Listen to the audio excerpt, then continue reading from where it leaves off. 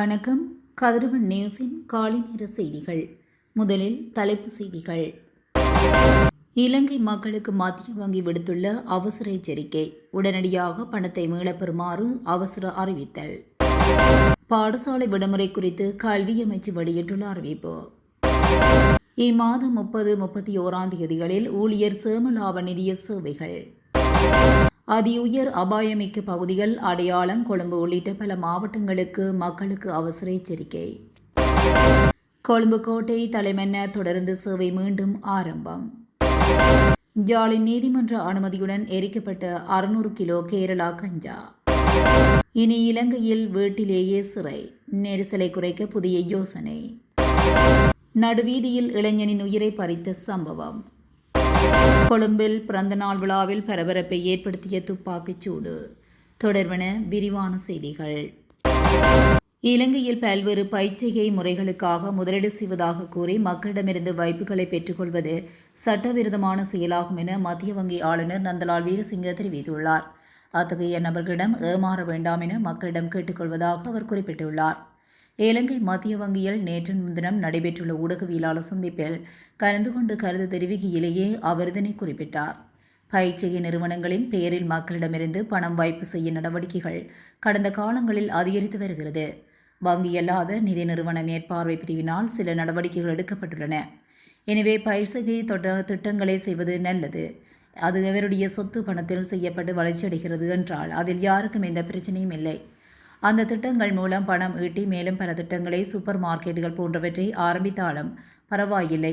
ஆனால் அவர்கள் மக்களிடம் சென்று இவற்றில் முதலீடு செய்யுங்கள், நாங்கள் மாதாந்தம் பணம் தருகிறோம், இறுதியில் தெரிய பணம் தருகிறோம் கூறினால் அதில் சிக்கல் உள்ளது. எனவே இவ்வாறானவர்கள் மக்களிடம் பணம் கேட்டால் அது ஒருவித அதிகாரபூர்வமற்ற முறையில் வைப்பு பணத்தை பெற்றுக்கொள்ளும் முயற்சி என்பதை மக்கள் புரிந்து கொள்ள வேண்டும். எனவே குறிப்பாக இவ்வாறான விடயங்களில் சிக்கிக்கொள்ள வேண்டாம் என்று கேட்டுக்கொள்கின்றோம். ஏற்கனவே பணம் வழங்கியவர்கள் இருந்தால் அவர்களுக்கே ஏதேனும் பிரச்சனை இருப்பின் முதலீடு செய்த பணத்தை உடனடியாக மீளக் கோருவதே சிறந்த வழியாகும் என அவர் மேலும் தெரிவித்துள்ளார். 2026 ஆண்டுக்கான அரசாங்க பாடசாலைகள் மற்றும் அரசாங்கத்தால் அங்கீகரிக்கப்பட்ட தனியார் பாடசாலைகளில் தமிழ் மற்றும் சிங்கள மொழி பாடசாலைகளின் 2ஆம் தவணை முடிவடையும் மற்றும் 3ஆம் தவணை தொடங்கும் திகதிகள் குறித்து அறிவிப்பை கல்வி அமைச்சு வெளியிட்டுள்ளது. இதன்படி பாடசாலைகளின் 2ஆம் கட்ட தவணை இன்றுடன் நிறைவடைய உள்ளதாக கல்வி அமைச்சு அறிவித்துள்ளது.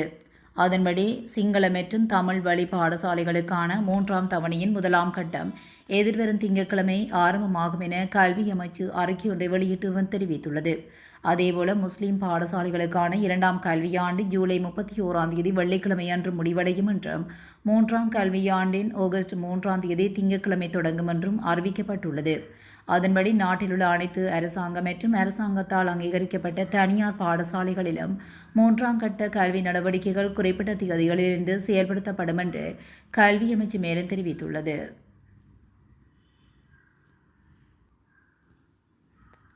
எதிர்வரும் 30 மற்றும் 31 தேதிகளில் ஊழியர் சேமலாப நிதியத்தின் தரவுத்தளம் மற்றும் இணைய வழியிலான ஊழியர் சேமலாப நிதிய முறைமையை சார்ந்த பொதுமக்கள் சேவைகள் அனைத்தும் இடைநிறுத்தப்படும் என அறிவிக்கப்பட்டுள்ளது. தொழில் திணைக்களத்தின் கணனி கட்டமைப்பில் அத்தியாவசிய பராமரிப்பு பணிகள் முன்னெடுக்கப்பட உள்ளதனால் இந்த தீர்மானம் எடுக்கப்பட்டுள்ளதாக தெரிவிக்கப்பட்டுள்ளது. தொழில் திணைக்களத்தின் தொழில் ஆணையாளர் நாயகம் நதீகா வட்டலியத்தவினால் நேற்று முன்தினம் வெளியிட்டுள்ள அறிக்கையிலே இந்த விடயங்கள் குறிப்பிட்டுள்ளன. நாட்டில் டெங்கு காய்ச்சலால் அடையாளம் காணப்பட்ட டெங்கு நோயாளர்களின் எண்ணிக்கையும் 80,000 கடந்துள்ளதாக தேசிய டெங்கு கட்டுப்பாட்டு பிரிவு தெரிவித்துள்ளது. நாடளாவிய ரீதியில் ஜனவரி 1 தேதி முதல் வியாழக்கிழமை வரையிலான காலப்பகுதியில் மாத்திரம் சுமார் 80,114 டெங்கு நோயாளர்கள் அடையாளம் காணப்பட்டுள்ளனர். இம்மாதத்தில் கடந்த 23 நாட்களில் 24,739 டெங்கு நோயாளர்கள் பதிவாகியுள்ளமை காணக்கூடியதாக உள்ளது.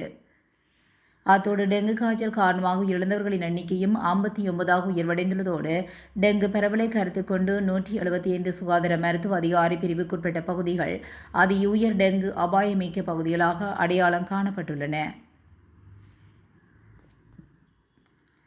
கொழும்பு கோட்டைக்கும் தலைமன்னாருக்கும் இடையிலான தொடருந்து சேவை நேற்று முதல் ஆரம்பிக்கப்பட்டுள்ளதாக இலங்கை தொடருந்து திணைக்களம் அறிவித்துள்ளது.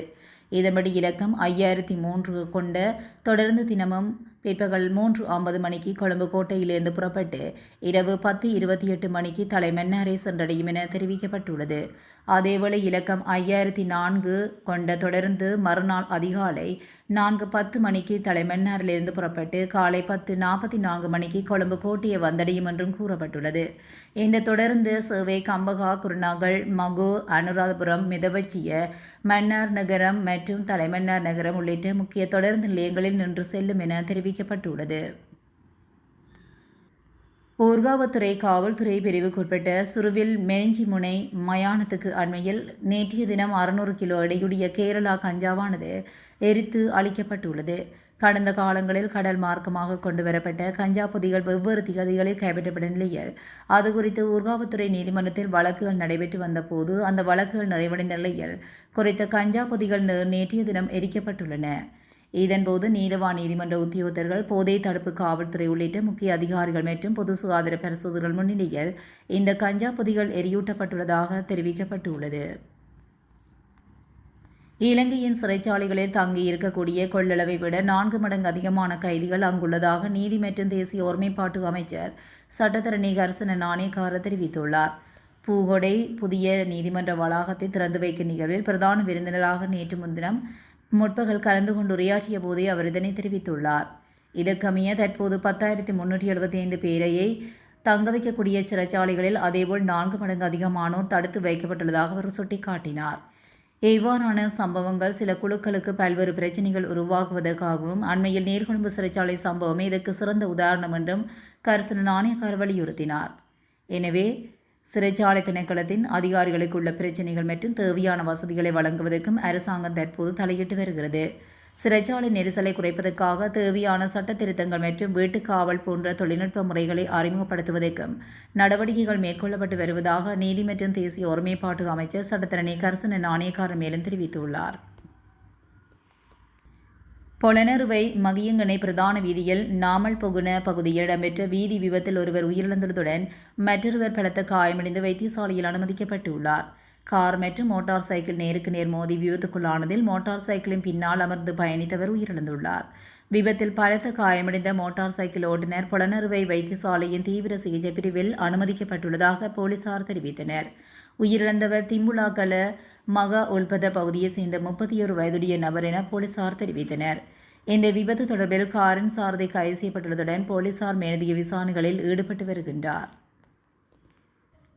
வத்தலை பள்ளியாவத்தையில் பிறந்தநாள் விழாவில் நடந்த துப்பாக்கிச் சூட்டு தொடர்பாக போலீசார் தற்போது பல விவரங்களை வெளியிட்டுள்ளனர். நேற்று முன்தினம் இரவு சுமார் 9:30 மணியளவில் நடந்த இந்த துப்பாக்கிச் சூட்டை மட்டக்குழியாவை சேர்ந்த மனோஜ் என்ற நபர் நடத்தியிருக்கலாம் என சந்தேகப்படுவதாக போலீசார் கூறுகின்றனர். போதைப்பொருள் கடத்தக்காரர் என்று கூறப்படும் குடு ரோஷன் என்ற நபரை குறிவைத்து இந்த துப்பாக்கிச்சூடு நடத்தப்பட்டதாக கூறப்படுகிறது. மேலும் கொலை நடந்த இடத்துக்கு வந்த துப்பாக்கிதாரி நடனம் ஆடியபடியே வந்த பின்னர் துப்பாக்கிச்சூடு நடத்தியுள்ளமை மண்டபத்தில் பொருத்தப்பட்டிருந்த CCTV கேமராக்களில் பதிவாகியுள்ளது. இத்துடன் கதிரவன் நியூஸின் காலை நேர செய்திகள் நிறைவடைகின்றன. தொடர்ந்தும் செய்திகளோடு இணைந்திருக்க கதிரவன் நியூஸுடன் இணைந்திருங்கள். நன்றி, வணக்கம்.